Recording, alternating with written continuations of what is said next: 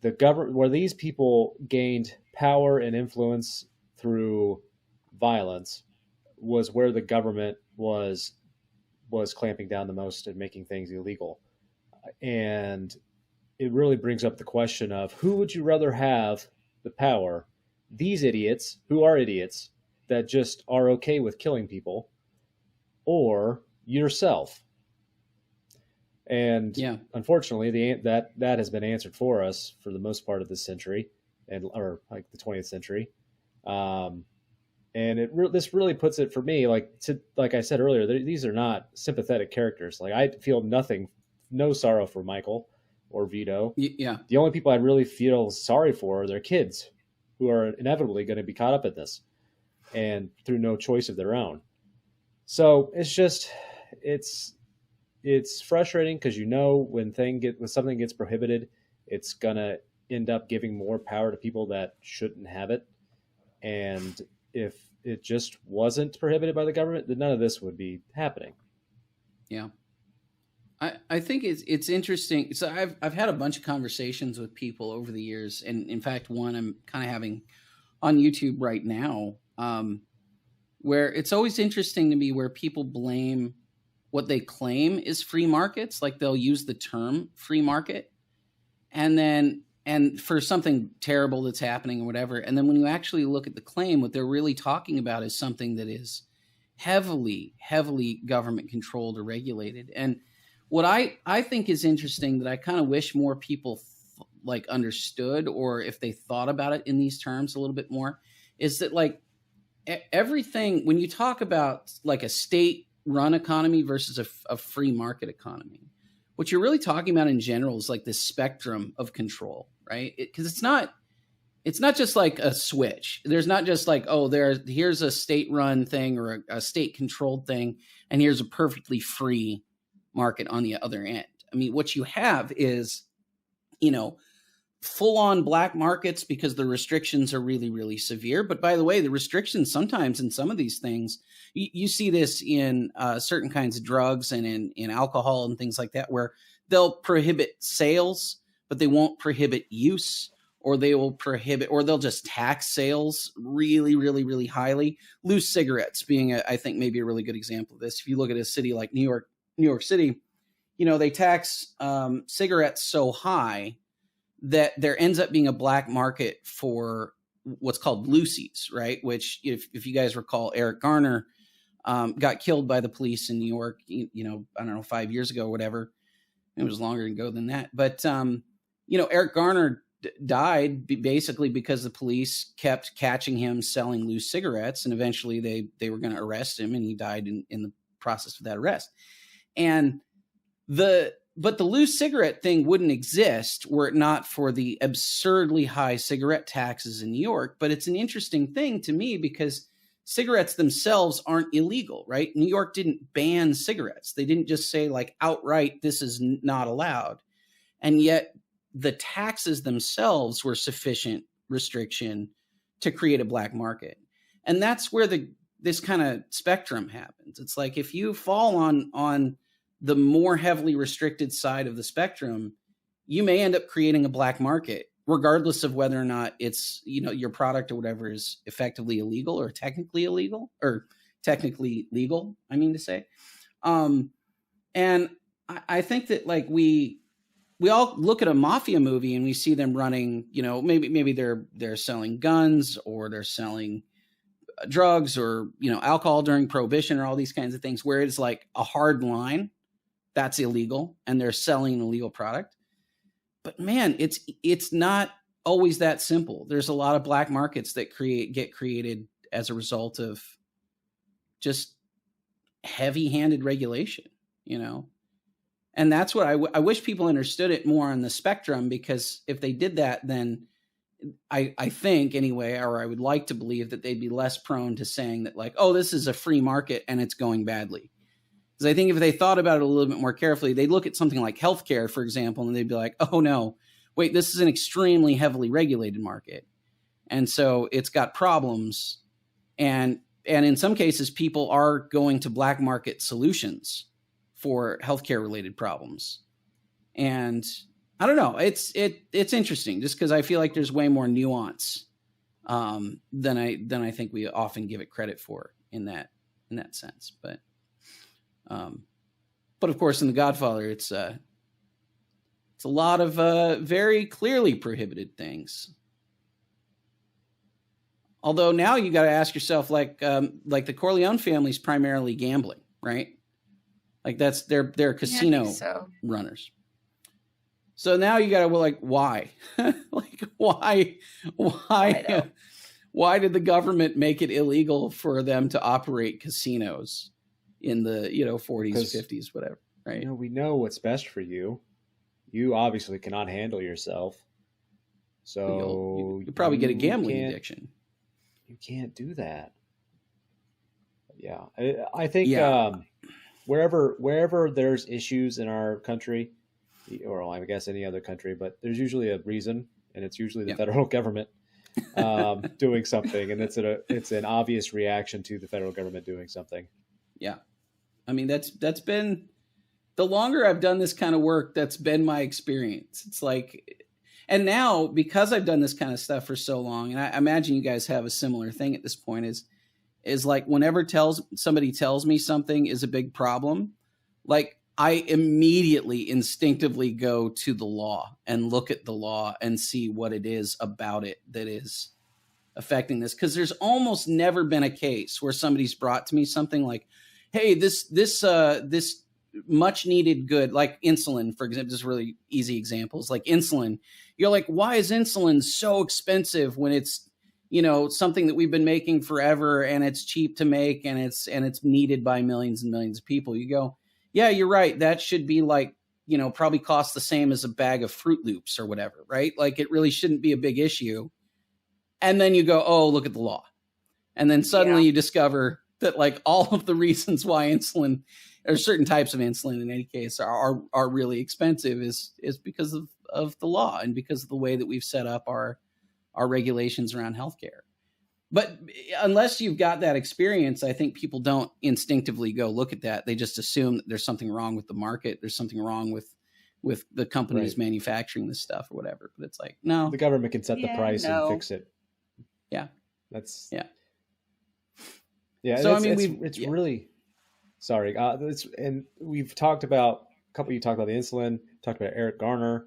Eric Garner obviously was a little bit more locally enforced laws. Yeah. But like it's in every part of our aspect of our society. And it's really weird when you start looking through a lot of our cultural issues. A lot of it can be boiled down to laws that are that the government has put on us. I think the Eric Garner stuff is a prime example. And with the conversation went immediately to police brutality when that happened. And I felt like, and a lot of other people felt like, well, why is this illegal in the first place? And you're only just giving cops more excuses to do something and to escalate a situation where, on the face of it, somebody's selling a loose cigarette. Are you kidding me? Like, yeah. Really? Like, this is what we're doing? But the moment you bring that up, you become the jerk in the conversation somehow. I don't know how that works, but it does. And that interaction should never have happened. And you can go down a list of issues like this. I mean, obviously, marijuana being illegal is a big one, and causes a lot of issues. But I mean, like even the Dallas Buyer Club movie that that movie that came out a few years back. Yeah, back to healthcare. It's just, and it's really frustrating. It's really frustrating. Well, the right to try stuff, I think, gives you a lot of options to talk about this kind of thing, because it's that whole movement. For those who don't know what that is, I mean, it's a sort of a movement dedicated to promoting the idea that if you're dying, if you're somebody who has a very serious medical issue, like you should actually have the right to choose for yourself whether or not to try an experimental treatment or try something that is potentially dangerous. When you look at the stuff with Dallas Buyers Club, that was all about a man who's dying from HIV/AIDS, and had literally months to live at most, and so he wanted to get into an experimental medication, and was prevented from doing that because that's what the rules them's the rules. And so as a result, what he ended up doing was finding that drug in Mexico, transporting it into the United States, and then creating a private club, selling it to other people. Once again, creating a black market for this thing that, that probably should have just been legal and able to be acquired via a doctor, right? Like via, a competent medical professional here. We do this kind of stuff all the time. Like this is something that we see constantly. And I'm fascinated by the fact that we always blame these things on greed, even in the context of like the Godfather and mafia movies and stuff like that. You look at them, they say it so often in the movie, right? They're, oh, it's just business. It's just business. It's not personal. It's just business. They say it over and over and over again in the film while they're murdering people and whatever else. But the reality is it's only a business that they, one, can operate at this level, but two, that they need to operate via violence because of these stupid rules, right? I mean, it's mind-blowing to have, now I think for most of us, we look at gambling and we go, well, millions of people a week or whatever go to Las Vegas and gamble and they have a great time. They go home, and it's fine. Millions of people play the lottery. Millions of people do, fantasy football. People gamble on stuff constantly. They have, backyard poker games and they play with their buddies. It's fine, right? Like this is a thing that people do. It's a thing that people do for fun. The vast majority of people do not have a major problem with it. It's not a major issue. It becomes a major issue when you make it illegal. And then when the only way you can go, if the only thing you could do to gamble was go to a bookie run by a mafia don and get your legs broken if you couldn't pay, then yeah, we'd all have problems with this, but you make it legal and that goes away because you don't need that. You don't need to go to that. You've got competitive options at that point. So, yeah. Yep. Yeah. There's a scene. And yet, go on. Here we are. Go on. I said, and yet here we are. Right. Well, I was going to say like the scene where the other, one of the other crime bosses comes in and asks Vito to give him $1 million in cash to start up this drug business. And there's a part of the sequence there is, Vito basically says, yeah, the money's not a problem. I don't want to do, I'm going to tell you no. And I'll tell you why I'm going to tell you no. But the fact that he has $1 million in cash in this case, in the 40s, right? It's set in the 40s.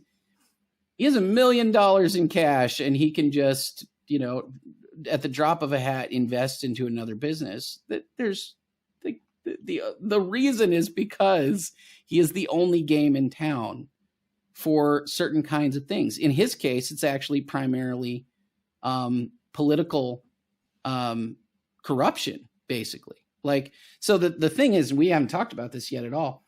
Like, the Corleone family runs casinos and things like that, but their actual business, their core business, and for which they are getting paid by the other mafia families, is political protection and legal protection. Basically, they own judges, cops, mayors. Like they have politicians in their pocket, and I think that's like, it's pretty interesting to me because it's like we always talk about this stuff as if there's this hard line between politics and like above board and crime, and you're like, no, these guys are all criminals.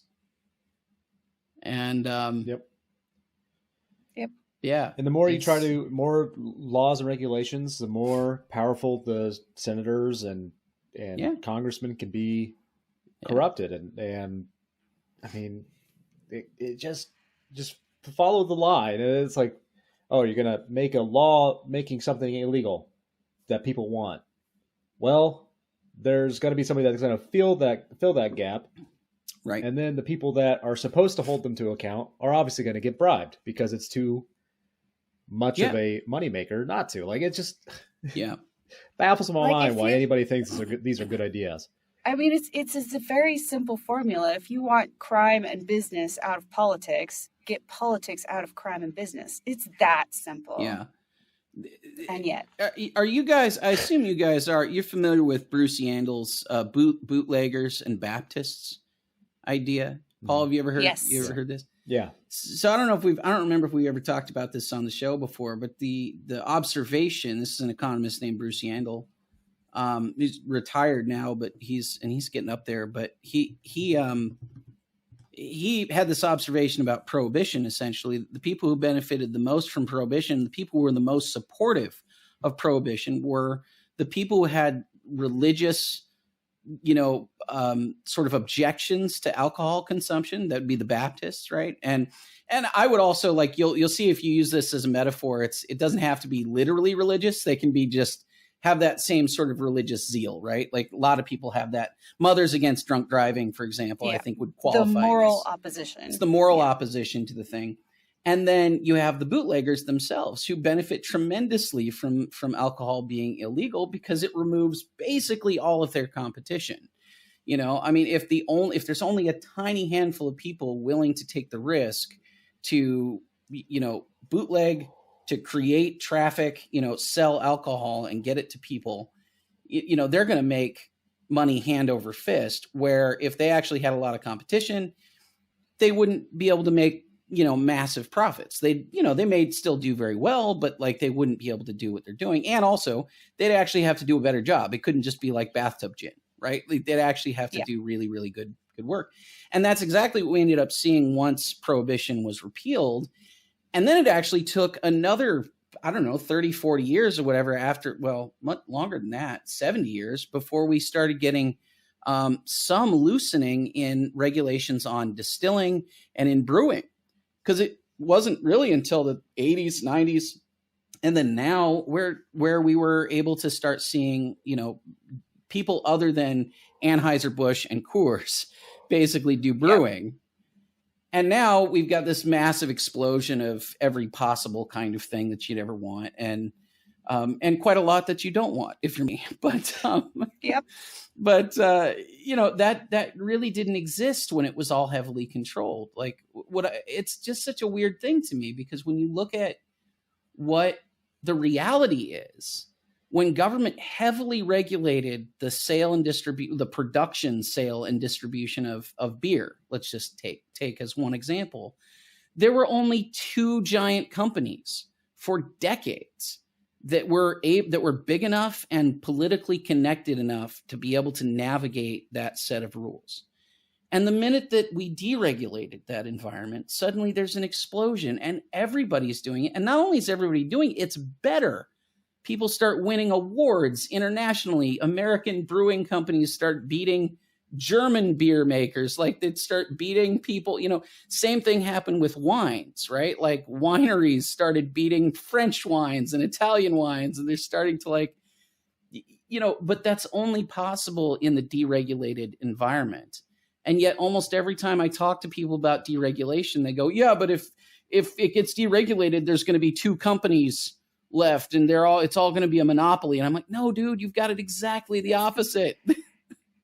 Yep. It's got that one backwards, bud. It's exactly the other way around. And it's the same thing. If you make gambling in casinos illegal, then you've got one or maybe two mafia groups that are controlling all the gambling, because that's all that the market can take, because you'll get murdered if you try to compete. Yep. You make it legal and suddenly there's, innumerable companies and video games and online platforms and whatever else.